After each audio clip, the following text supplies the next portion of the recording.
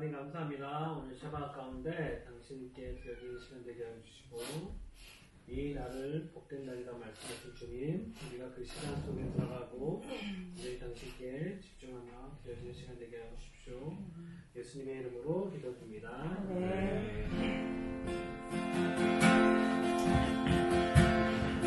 완전하신 나의 주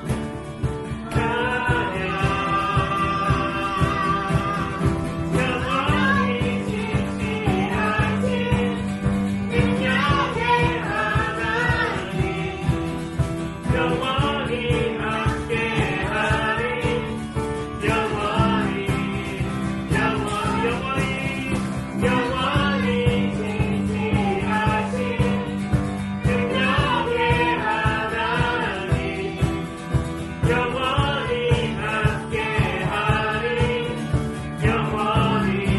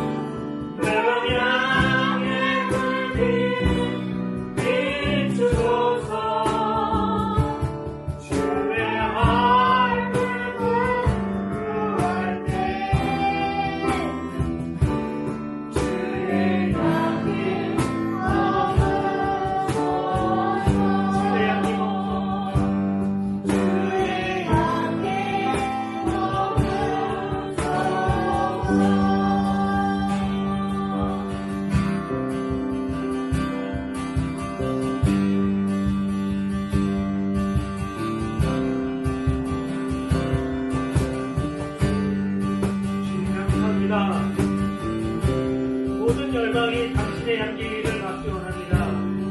모든 열방이 당신의 오심의 소리를 듣기 원합니다.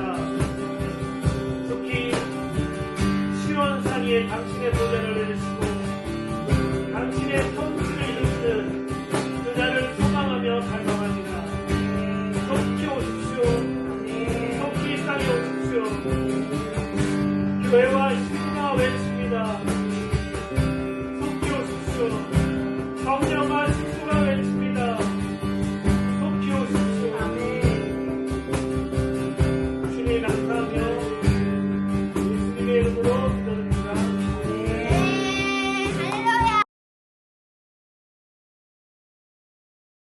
8절까지 교독하겠습니다. 제가 먼저 읽겠습니다.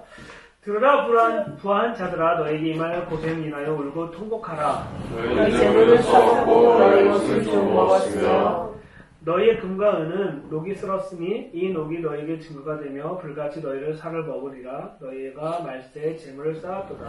보라 너희 밭에서 추수한 풀을 내게 주하여 사사기 소리들며 수소자의 소리가 만군의 주의 귀에 들렸느니라. 너희가 땅에서 사치하고 연락하여 조선의 날에 너희의 마음이 살찌게 하였도다. 너희가 우리를 정죄하고 주였으나 그는 너희에게 따르지 아니하였느니라. 그러므로 형제들아 주의 강림이 하시기까지 길이 참으라. 보라 농부가 땅에서 나는 귀한 열매를 바라고 길이 참아 이른 비가 늦으기를 기다리라니 같이 읽겠습니다. 너희도 길이 참고 마음에 굳건하라. 주의 강림이 가까우니라. 아멘.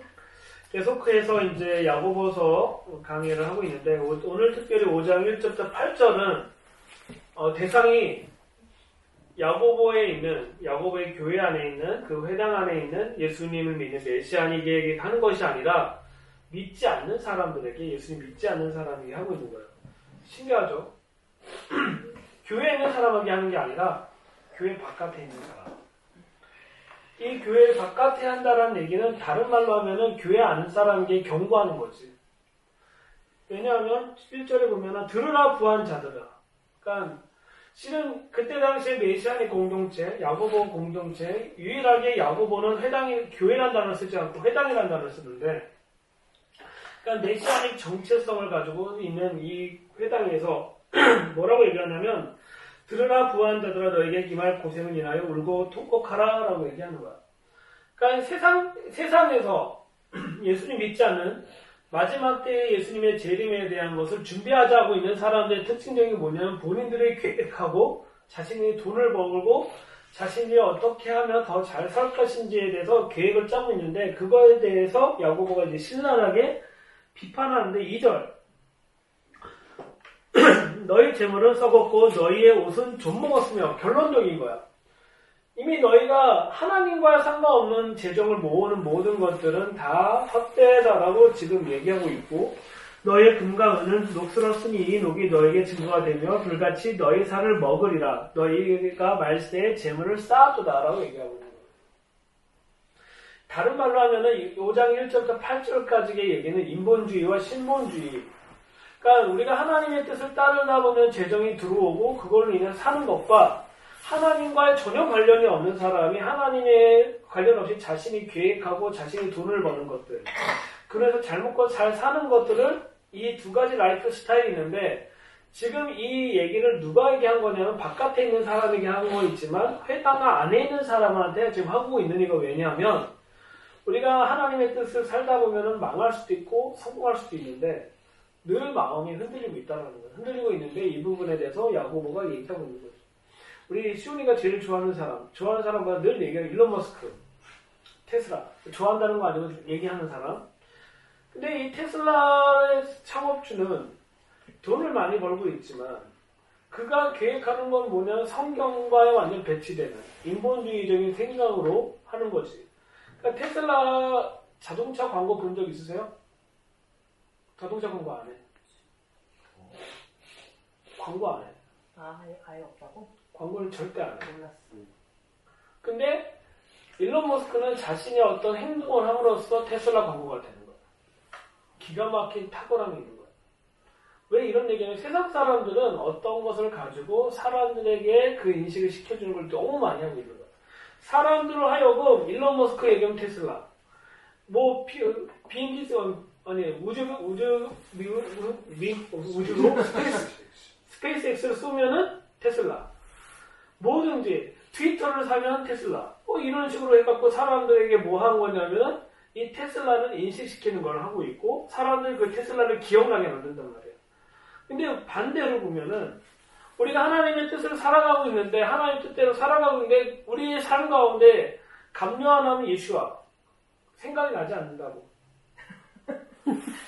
야고보이면 야고보 율법주의적인 사람 이렇게 생각밖에 안 나지. 우리가 성경을 보면서 예수님에 대해서 예수님의 다시 오심에 대해서 생각을 하고 있지 않다라는 거예요. 지금 야고보가 얘기하고 있는 건 뭐냐면 말세에 장차 오실 야고보는 그때 예수님이 승천하시고 난 다음에 대략 15년에서 20년 사이에 이 야고보를 기록했을 때 얼마나 예수님의 다시 오심에 대한 급박함이 있었는데 이 급박함 속에서 너희는 어떤 삶을 살든지 고아와 가부를 도와주든지 어떤 삶을 살든지 그분의 다시 오심을 기억해야 되는데 지금 이 사람들이 기억하고 있는 거야 기억하지 않고 있다는 거야. 기억하고 있지 않기 때문에 지금 이걸 가지고 다시 한번 급박하다라고 다시 한번 얘기하고 있는 거예요. 그래서 보면은 4절에 보라 너희 밭에 추사 풀꾼에 주지 않은 삭시 소리를 지르며 추산자의 오는 소리가 만군의 주의 귀에 들렸도다라고 얘기하고 있는 거야. 이 얘기는 뭐냐면 하나님의 방법이 아니라 세상적인 방법을 통해서 추수하는 모든 것들을 하나님이 듣고 계시는데 어떻게 얘기하냐면 너희가 땅에서 사채고 연락하여 도살의 날에 너희 마음을 살찌게 하는 거야. 그러니까 도살의 날, 마지막 심판의 날에 하나님과의 전혀 관련 없는데 삶을 살고 있으면서 너희가 지금 그러고 살고 있다라고 얘기하고 있는 거예요. 오늘 이 말씀을 쭉 공부하면서 이 말씀을 쭉 읽으면서 느끼는 게 뭐냐면 내가 일론 머스크보다 못하구나. 감려하면은 레브쉘로가 뜨거나 기도의 집이 뜨지 예수님의 재림에 대해서 기억하지 못한다는 것이 안타깝다라는 생각이 다시 한번 들고 우리의 전삼을 통해서 우리가 그분의 오심을 그분의 마지막 때를 준비하는 삶이 되어야 되고 이 사람은 정말 예수님의 오심을 사모하는 사람이야 라고 드러났어야 되는데 그러지 못했다라는 거에 대해서 다시 한번 이 야고보서를 읽으면서 느낀 거예요. 그러면서 6절에 보면 너희가 옳은 자를 정죄하였도다라고 얘기하는 거예요. 세상에 있는 사람들은 예수님을 따르는 자를 정죄할 수밖에 없어. 왜냐하면 우리는 신본주의, 하나님의 말씀이 중심이고 그 말씀대로 살아내고 그분의 뜻이 이루어지는 걸 동의하는 모든 사람들은 세상과의 동행할 수 없다는 건 분명한데 교회에서 잘못 가르쳐주고 있대. 세상과 동행할 수 있다고 가르쳐주는 거예요. 지금 우리는 세상과 동행할 수 없는 사람이에요. 그게 정답이야. 우리는 그러므로 핍박을 받아야 되는 거고 저 예수쟁이들 너희가 믿는 예수님이 언제 오는지 한번 두고 보자라고 얘기를 들었어야 되는데 우리는 사랑이란 이름하에 세상과 동행하려다 보니 어떤 일이 발생하냐면 세상이 이제 점점 어떤 사랑을 요구하냐면 자신들이 원하는 방향의 사랑을 요구하는 것을 보게 되는 거예요. 얼마 전에 정말 안타까운 인터뷰를 봤는데 어떤 인터뷰냐면 동성애를 지지하는 목사님이 이제 죽으신 거지. 이제 기단이나 찍히고 돌아가셨는데 그분이 끝까지 뭐라고 얘기하냐면 성경에는 하나님의 법에 관한 얘기를 하는 게 아니라 예수님이 사랑으로 오셨는데 그 사랑으로 세상을 사랑해야지 왜 자꾸 핍박하고 정죄하냐는 거지. 근데 우리에게 삶의 기준은 뭐냐면 성경 66권에서 주어진 하나님의 말씀으로 기준되어서 살고 그 기준을 가지고 사랑하는 것이지 이 기준이 다 파괴가 되고 난 다음에 세상이 요구하는 사랑 그러니까 동성애자들이 서로 사랑하는 것도 사랑이라고 포장해버리는 그 사랑은 옳지 않다라는 거예요. 근데 그 사랑은 끝까지 죽을 때까지 그걸 계속 얘기하면서 오히려 교회를 핍박했는데 그걸 듣는 사람들은 마음이 어떻게 했냐면 그 사람이 말이 맞지라고 얘기하는 거야. 이미 교회를 다니는 사람, 예수님 믿는 사람. 왜 그러냐면 이미 가치관이 이쪽으로 다 갔기 때문에 그래요. 우리는 하나님 말씀대로 살아내는 것이 당연해야 되는 거고 이건 율법주의를 얘기하는 게 아니라 우리의 삶의 가치관과 기준은 바로 여기 있다라는 것이 사람을 통해서 사람들이 저 사람을 보고 그것을 기억하게끔 하는 것이 우리가 살아야 될 목적이고 기도의 집의 본질적인 것인데 너무 이제 그것을 놓쳐버리지 않았나 라는 생각을 너무 갖게 되는 거예요. 그래서 7절에 보면은 결론이야. 그러므로 형제들아 주의 강림하시기까지 길이 참으라는 거예요. 어떻게? 당신의 그 말씀을 살아내는 그 존재로서 그 언약의 말씀을 살아내는 존재로서 세상과의 부닥침이 있지만 결국은 견디고 이겨내라. 길이 참으라라고 지금 얘기하고 있는 거예요. 우리는 이것이 어렵다라는 걸 깨닫는 거예요. 진짜 내가 이렇게 팀을 섬기면서 확 올라올 때 있어 이게. 왜 그러냐면 자신들의 방향성을 살고 있는 사람들은 뚜껑이 막 열리는데 참는 거지. 참으면서 예수님의 오심에 대해서 얘기해야 하는데 못하니까 내 마음이 너무 속상하고 내 영이 점점 죽어가는 느낌? 그럼에도 불구하고 그렇게 하면서 이제 뭘 얘기하냐면 주님의 다시 오심에 대해서 계속 얘기할 때 그 가운데 10명 중에 1명 20명 중에 2명 정도는 그거에 대해서 듣고 반응하는 모습을 보면서 너무 감사한 거예요. 그래서 보면 길이 참으라 보라 농부가 땅에서 나는 귀한 열매를 바르고 길이 참아 이른 비와 늦은 비를 기다리나니 라고 얘기하는 것처럼 하나님은 지금 이른 비와 늦은 비를 통해서 당신의 언약과 당신의 그 오심에 대해서 갈망하는 신부들에게 그리고 교회들에게 그 열매를 기다리고 있다는 거예요. 우리가 하나님의 말씀대로 살아가고 있지만 우리가 그 언약과 기도의 집에 관한 것들을 살고 있지만 우리가 해야 될 건 뭐냐면 길이 찾는 거. 그리고 그분께서 우리에게 단단한, 달달한 이른비와 늦은비를 줌으로써 우리의 삶 가운데 정말 어려운 그 가운 속에서 그 늦은비와 이른비를 줌으로써 그것을 견뎌낼 수 있는, 지난 우리가 3년 동안 코로나 기간 동안 어떻게 견뎠는지 모르겠지만 우리가 견딘 게 아니라 실은 하나님께서 보내신 분들을 통해서, 하나님께서 보내주신 것을 통해서 우리가 견뎠던 것처럼 절망 가운데 있다고 했지만, 그랬지만 하나님께서 그것을 살아내기로 결정했을 때 하나님께서 그것을 채워주시고 그 길을 인도해 주시고, 비록 그분께서 안 해주셨더라도 그거에 감사하는 삶을 살았다라는 것이 우리 가족 안에, 그리고 코로나 기간 동안에 우리 예배팀이 구성이 됐잖아요. 그렇지? 열매. 그것이 하나님께서 우리에게 하나하나 가르쳐주고 있는 부분이라고 생각합니다. 그래서 8절 똑같아. 너희도 길이 참고 마음을 굳게 하라. 주의 강림이 가까우니라. 야고보는 지금 교회 바깥에 있는, 회당의 바깥에 있는 부자들 대상으로 얘기했지만, 이 얘기는 또 교회 안에 있는, 회당 안에 있는 그 메시아니, 너희가 그들의 삶의 기준으로 사는 것이 아니라 당신께서 약속하신, 예수님께서 약속하신 그 언약대로 성취해서 오실 그 예수야를 기다리는 것이 우리가 본분이고 우리의 할 일이라는 것을 야고보는 이 말씀을 통해서 얘기하고 있다는 거예요.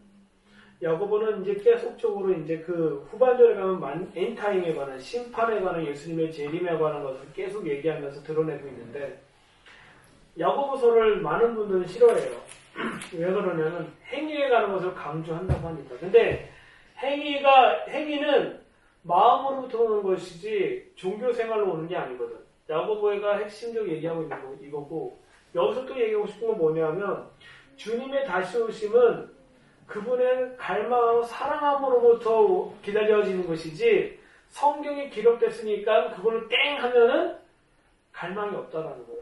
그래서 이 야고보의 마음에는 예수님의 오심에 대한 그 실질적인 갈망과 소망함이 얼마나 가득 찼는지에 대해서 다시 한번 우리가 생각했으면 좋겠고, 자, 1절 다시 한번 제가 읽어보면, 들으라 부한자들아 너에게 임할 고생을 인하여 울고 통곡하라라고 얘기하는 거예요. 그러니까 들으라 부자들아 너에게 임할 고생을 인하여. 그러니까 부자들이 여태까지 세상에 부를 많이 쌓았지만 이것으로 인해서 주님의 나라, 하나님의 킹덤에 들어가는 것이 아니라 뭘 갖고 들어가는 거니? 신본주의의 삶을 통해서 들어갈 거에 대해서 다시 한번 교회 구성원들에게 강조했던 것처럼, 우리가 어떤 성공을 향해 달려가는 것이 아니라 하나님의 말씀을 살아내고 그 말씀대로 지켜내고 살아내는 것이 우리의 삶의 목적과 방향일 때 하나님께서 우리의 삶을 계속 이끌어 줄 거라 믿습니다. 제가 많이 팀을 이끌면서 그 얘기 꼭 해요. 유대인의 기도는 뭐라고 하냐면, 하나님 우리가 당신의 역사 안에서 그 역사 안에서 살고 싶습니다라고 기도하고, 이방인의 기도는 하나님 나의 삶 가운데 오셔서 나의 삶 속에서 역사하십시오라고 기도하는데, 우리는 어떤 기도를 해야 되냐면, 하나님 우리가 당신의 역사와 당신의 시간 속에서 우리가 그것을 살아낼 수 있도록 우리를 이끄십시오라는 그 기도, 그것이 신본주의와 인본주의의 삶을 철저히 구분할 수 있는 하나님의 놀라운 계획과 뜻이 있다고 믿습니다. 기도하고 마치겠습니다. 하나님 감사합니다.